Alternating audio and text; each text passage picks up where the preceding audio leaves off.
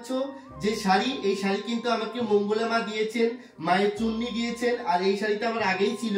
তো আমি কিন্তু সব কটা শাড়ি একসাথে এনেছি, কারণ আমি তোমাদেরকে দেখাতে চাইছি মায়ের জন্য এই শাড়িগুলো কিন্তু আমি নিজের হাতে কিনেছি। আর মঙ্গলা মা কিন্তু এই শাড়িটা দিয়ে আমাকে বলেছিল যে কৃষ্ণকালী মাকে পরানোর জন্য। মা কিন্তু এই যে কৃষ্ণকালী মায়ের মাথায় ওড়না দিয়েছেন, দুটো ওড়না দিয়েছেন, দেখো দুটো ওড়না আছে। তো এইগুলো কিন্তু আমি এখন কৃষ্ণকালী মাকে পরাবো। অনেক মানুষ আছেন যারা বলেন যে মঙ্গলা মায়ের কাছে এত ভক্তরা যায়, মঙ্গলা মা এত কিছু পায়, কাউকে তো দেন না। একটা কথা কি বলতো, মঙ্গলা মা কাকে কি দেয় কি না দেয় সেটা কিন্তু আমরা সকলেই ক্যামেরার মধ্যে হয়তো দেখতে পারি না, কিন্তু তিনি অসহায় মানুষদের পাশে দাঁড়ান। ওই যে এই অসহায় মেয়েটা যার 16 কোটি টাকার প্রয়োজন, যে বাচ্চাটা একটা বিশাল রোগের আক্রান্ত হয়েছেন, তাকে কিন্তু মা সাহায্য করেছেন। আমরা কিন্তু ভিডিওর মধ্যে অনেক কিছুই দেখতে পাই, সবকিছুই যে তুলে ধরা আমাদের পক্ষে সম্ভব হয় না। অনেক দিদিরা বলেছেন যে কৃষ্ণকালী মা তো খিচুড়িও দেন না।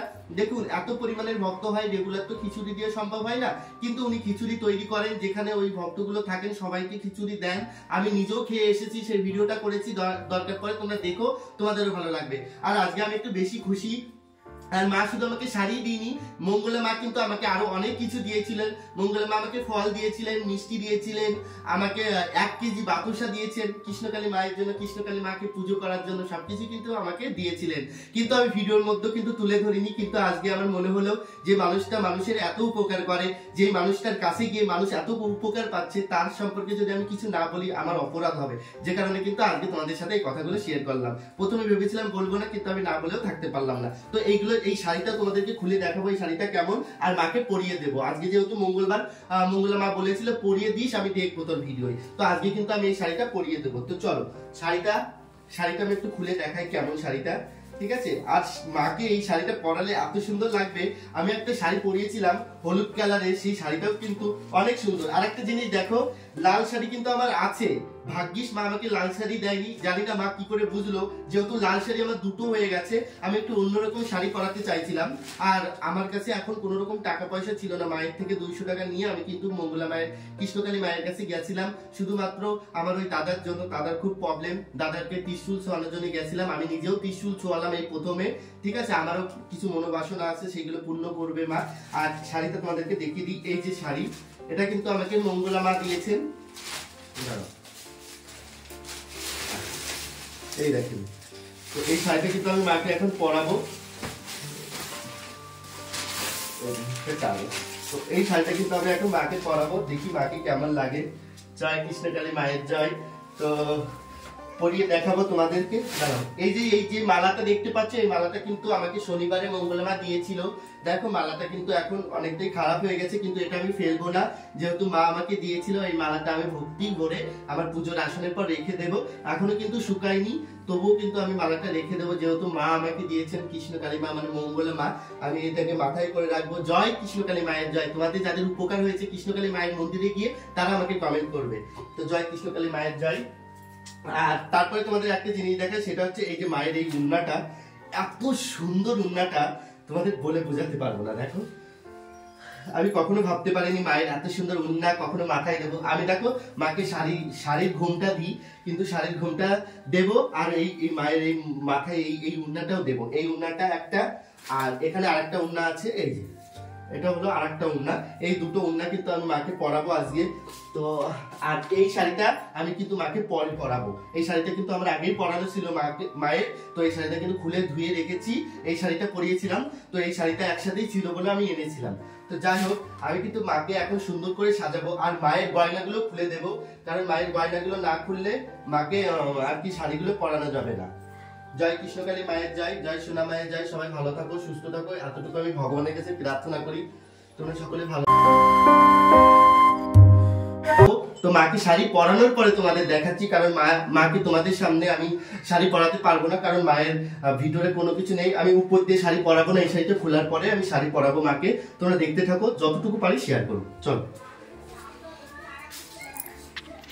তো মাকে এখন শাড়িটা পরিয়ে দেবো। মায়ের গায়ে কিন্তু গামছা দিয়ে দিয়েছি, কারণ আমার মনে হলো মায়ের গায়ে কিছু না দিয়ে সামনে আনা যাবে না, যেহেতু আমার ভিতরে কোনো কিছুই নেই, এই কারণেই কিন্তু ঢেকে পরাচ্ছি। আর এইভাবে আমি মাকে শাড়ি পরাই। শাড়িটা অনেক সুন্দর, আর সত্যি কথা বললে মাকে পরালে আরো অনেক সুন্দর লাগবে। কেমন লাগবে সেটা তো তোমরা দেখতেই পারবে। তো প্রথমে কিন্তু এই আসলাটা এই আসলাটাকে আমি কুচি দিয়ে নেব। ঠিক আছে, প্রথমে এই আসলাটাকে আমি কুচি দিয়ে নেব, কারণ প্রথমে আসলাটাকে আমি পরাবো। তো এই আসলাটাকে কিন্তু প্রথমে আমি কুচি দিয়ে নেব, আর আসলাটা কিন্তু মায়ের গায়ের উপর দিয়ে আমি দিয়ে দেবো। ঠিক আছে, এইটুকু থাক আসলা। ঠিক আছে, মায়ের কুচি দিয়ে দেবো। মামা কি আমার কালো রে শ্যামা, মা কি আমার কালো, শ্যামা মা কি আমার কালো রে শ্যামা, মা কি আমার কালো। লোকে বলে কালি কালো আমার, মন তো বলে না কালো রে, কালো রূপে দিগম্বরী। আমি কিন্তু অত ভালো করে মাকে শাড়ি পরাতে পারিনি, কিন্তু যতটুকু পেরেছি ততটুকুই তোমাদের সাথে শেয়ার করছি। তো কেমন লাগছে মায়ের শাড়ি পরানোটা? আমি হয়তো অত ভালো শাড়ি পরাতে পারি না, কিন্তু তবুও চেষ্টা করলাম। এখনও সুন্দর করে সাজানো বাকি, তোমরা দেখতে থাকো। আজকে মঙ্গলা মায়ের দিয়া শাড়িটা কিন্তু আমি আমার কৃষ্ণকালী মাকে পরালাম, আর হলুদ শাড়ি পরে মাকে কেমন লাগছে তোমরা কমেন্ট করে জানাবে।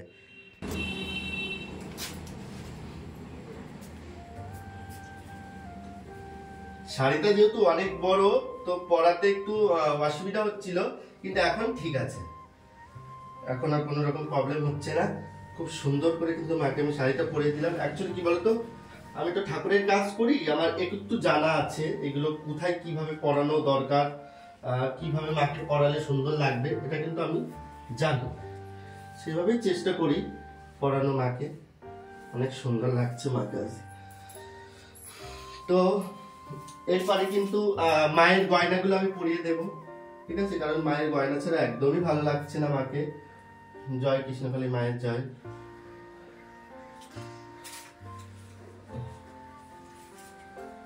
মায়ের গয়নাগুলো পরানোর আগে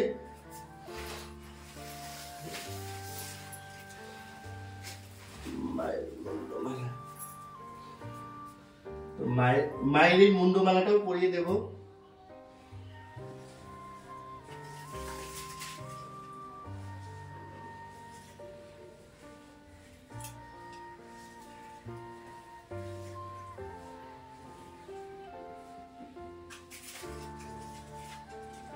দেখো এখন একদম পুরো অন্যরকম লাগছে মাকে, খুব সুন্দর লাগছে মাকে আজকে।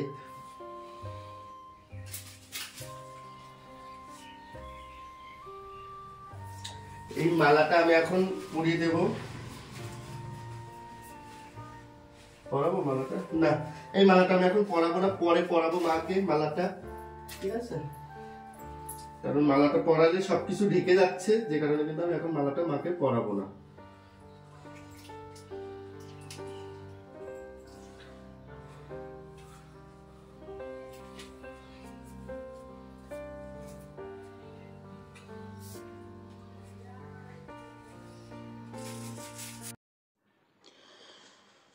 মাগো